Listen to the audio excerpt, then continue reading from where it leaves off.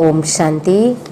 आज हम सुनेंगे अव्यक्त मुरली 19 दिसंबर 1979 की मुरली है। बाप दादा, अव्यक्त बाप दादा टीचर्स के प्रति बोले कि महीन पुरुषार्थी भवो। ये मधुर महावाक्य विशेष टीचर्स के प्रति बाबा ने उच्चारे हैं। महीन पुरुषार्थी भवो की वरदान के साथ कैसे टीचर्स महीन पुरुषार्थी बनेंगे और सूक्ष्म गुह्यते गुह्य पुरुषार्थ हो, चेकिंग हो, अटेंशन हो। और टीचर्स बनना मासी का घर नहीं है, टीचर्स बना विश्व के आदर्श बना। तो बाप दादा ने टीचर्स के प्रति उच्चारे हुए बोल, टीचर्स का विशेष पुरुषार्थ किस बात का होना चाहिए, सर्विसेबल बच्चों का महीन पुरुषार्थ क्या है। महीन पुरुषार्थ है संकल्प की भी चेकिंग, संकल्प में याद और सेवा का बैलेंस रहा, हर संकल्प पावरफुल रहा। सर्विसेबल बच्चों के संकल्प कभी भी व्यर्थ नहीं होनी चाहिए, क्योंकि आप विश्व कल्याणकारी हो, विश्व की स्टेज पर एक्ट करने वाले हो। आपको सारी विश्व कॉपी करती है। अगर आपका एक संकल्प भी व्यर्थ हुआ तो सभी उसको कॉपी करने वाले हैं। अपने प्रति नहीं किया लेकिन अनेकों के प्रति निमित्त बन गए। जैसे आपको सेवा के लिफ्ट की गिफ्ट मिलती है, अनेकों की सेवा का शेयर मिल जाता है, ऐसे ही अगर कोई ऐसा कार्य करते हो तो अनेकों को व्यर्थ सिखाने के निमित्त भी बन जाते हो। इसलिए अब व्यर्थ का खाता समाप्त। जैसे आजकल साइंस के साधनों द्वारा मन की एकाग्रता को चेक करते हैं ना, लंदन व अन्य स्थानों पर किया ना, ये है साइंस के साधन। लेकिन आपको हर कदम में अपनी चेकिंग के साधन साथ साथ रखने चाहिए। जैसे वह चेकिंग के औजार साथ में रखते और चेक करते समय ऊपर डालते हैं। सर्विसेबल बच्चों को हर समय चेकिंग का साधन साथ रखना चाहिए। तो टीचर्स बनना कोई छोटी सी बात नहीं है। नाम ही नहीं है लेकिन नाम के साथ काम भी है। सर्व खजानों की इकोनॉमी का बजट बनाओ। सर्विसेबल बच्चों का व्यर्थ कभी नहीं चलना चाहिए। अगर आप ही यह कहे कि व्यर्थ संकल्प आते हैं तो और क्या करेंगे।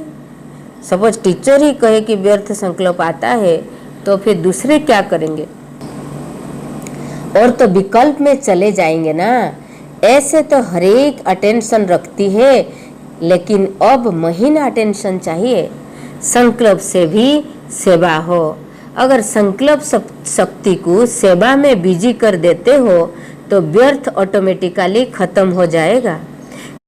जैसे आजकल के यूथ ग्रुप को कोई न कोई कार्यों में बिजी करने की कोशिश करते हैं, जिससे युवा शक्ति नुकसानकारक कार्यों में न चली जाए। कहीं बारिश का पानी व्यर्थ जाता है तो बांध बनाकर व्यर्थ भी सफल कर देते हैं। ऐसे संकल्प शक्ति जो व्यर्थ चली जाती है उसको सेवा में बिजी रखेंगे तो व्यर्थ के बजाय समर्थ हो जाएगा। संकल्प, बोल, कर्म वो ज्ञान की शक्तियाँ कुछ भी व्यर्थ न जानी चाहिए। तो ऐसे हर संकल्प, कर्म, बोल और सर्व शक्तियों की इकोनॉमी करने वाले होना। ऐसे भी लौकिक रीति से अगर इकोनॉमी वाला घर न हो तो ठीक रीति से चल नहीं सकता। ऐसे ही अगर निमित्त बने हुए बच्चे इकोनॉमी वाले नहीं है तो सेंटर ठीक नहीं चलता। वह हुई हद की प्रवृत्ति और यह है बेहद की प्रवृत्ति। तो चेक करना चाहिए एक्स्ट्रा खर्च क्या क्या किया। संकल्प में एक्स्ट्रा खर्च तो नहीं किया, बोल में भी नहीं किया, चेक करो शक्तियों में भी तो नहीं, फिर उसको चेंज करना चाहिए।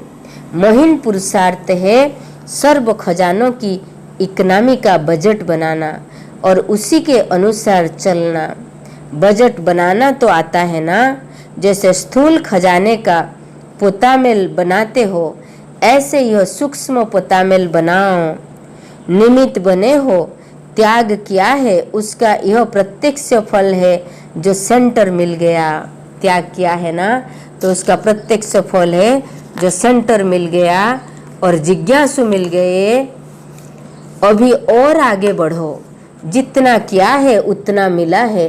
अभी फिर पूजा और भक्त आपके चरणों पर झुके। अभी यह प्रत्यक्ष फल दिखाओ। बाप समान टाइटल भी मिल गया, प्रकृति भी यथाशक्ति दासी होती रहती है। अभी इससे भी आगे चलो। यह प्रत्यक्ष फल प्राप्त जरूर होता है, लेकिन इसे स्वीकार नहीं करना। अब संकल्प से भी सेवाधारी बनो। बाचा सेवा तो 7 दिन के कोर्स वाले भी करते हैं, कर्मणा सेवा भी सब करते हैं, लेकिन आपकी विशेषता है मनसा सेवा। इस विशेषता को अपना कर विशेष नंबर ले लो। सभी संतुष्ट तो रह रहे हो और संतुष्ट रहना भी है। जहाँ डायरेक्शन मिले उसी अनुसार चलना, यह भी अनेकों को पाठ सिखाने की निमित्त बन जाते हैं। प्रैक्टिकल पाठ सिखाने वाली हो, मुख से नहीं। जंप तो अच्छा लगाया है, अभी क्या करना है? जंप के बाद की स्टेज है उड़ने की। अभी व्यक्त में रहते अव्यक्त में उड़ते रहो, उड़ना सीखो। जंप के बाद उड़ने की स्टेज है। जंप तो सेकंड में लगा दिया, अभी का पुरुषार्थ ही है उड़ने का। सदा अव्यक्त वतन में विधेय स्थिति में उड़ते रहो, अशरीर स्टेज पर उड़ते रहो। जंप के बाद भी तो स्टेज है ना, अभी उस स्टेज पर चलो। इसलिए अभी उस स्टेज पर चलो। अव्यक्त बाप दादा की पर्सनल मुलाकात इंदौर और गुजरात जोन से। बाप दादा ने इंदौर जोन और गुजरात जोन से पर्सनली बात की।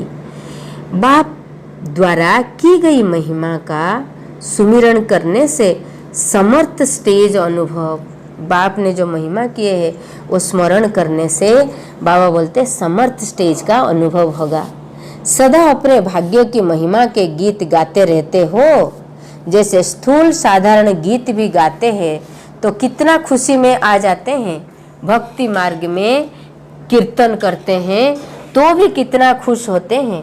तो आप सभी भी बाप द्वारा की गई महिमा के गीत सदा गाते रहो। आप सभी भी बाप द्वारा की गई जो कीर्तन या महिमा के गीत सदा गाते रहो, तो सदा आप खुश रहेंगे।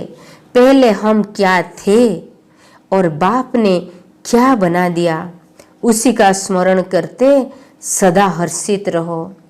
इसी सुमिरण में समर्थी समाई हुई है, क्योंकि बाप ने समर्थ बनाया है ना। जो स्वप्न में बनना न था, ओहो साकार स्वरूप में अनुभव कर रहे हो। इसलिए बाप दादा सभी बच्चों को लक्की सितारे कहते हैं।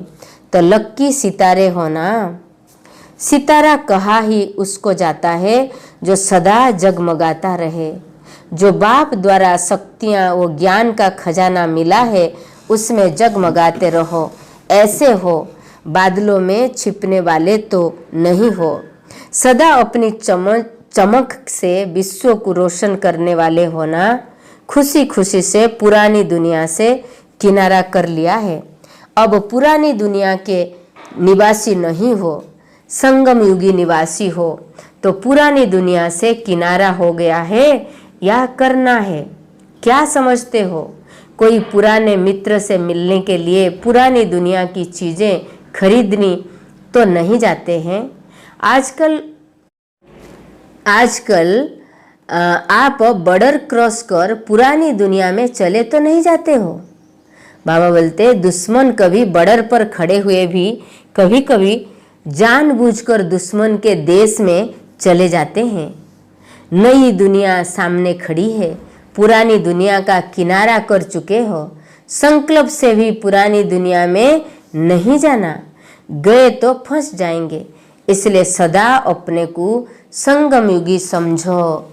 संगम पर बाप याद आएगा, वर्षा याद आएगा।